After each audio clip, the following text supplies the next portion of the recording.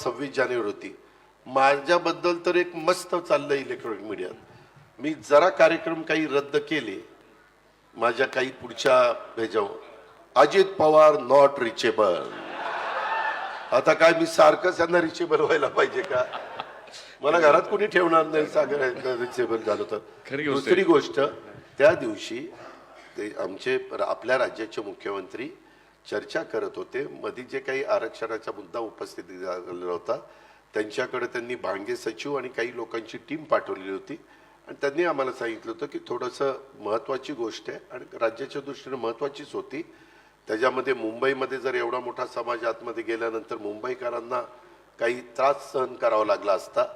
कोर्टाने सांगितलेलं असतं कायदा सुव्यवस्था ठेवण्याची जबाबदारी ही राज्य सरकारची आहे. त्याच्यावर ते राज्य सरकारचंच काम होतं आणि ह्याच्यातनं पण नीटपणे मार्ग निघावा, प्रत्येकाचा मान सन्मान त्या ठिकाणी राहावा, कुणालाही त्याच्यामध्ये असं काहीतरी खटकेल असं कोणी वागू नये. म्हणून मग मी झेंडावंदन केलं, माझी एका संस्थेची जनरल बॉडी केली, नियामक मंडळ केलं, इतर एक कार्यक्रम केला आणि नंतरचे कार्यक्रम मी कळवलं की मला रद्द करावे लागतात. आणि म्हणजे सीएम साहेबांच्या संपर्कात मी आणि देवेंद्रजी आम्ही होतो. कारण कधी पण विचार करत असताना काही निर्णय घ्यायचा तर आज 3 पक्षाचं आमचं सरकार आहे. शेवटी राज्याचे प्रमुख म्हणून एकनाथराव शिंदेंना पूर्ण अधिकार आहे, त्याबद्दल दुमत नाही.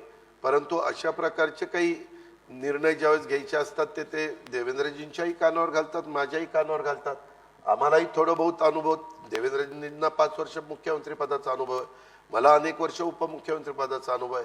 त्याच्यामुळं पुढची काही गोष्टी करत असताना त्याच्यातनं महाराष्ट्रातलं वातावरण खराब होऊ नये, काही तेढ कुणाच्या मनामध्ये निर्माण होऊ नये, काही त्याच्यामध्ये वेगळ्या विकृती त्याच्यातनं पुढं येऊन काहीतरी असं आंदोलन भरकटलं जाऊ नये, ही आमची भावना होती, बाकी काही नव्हती.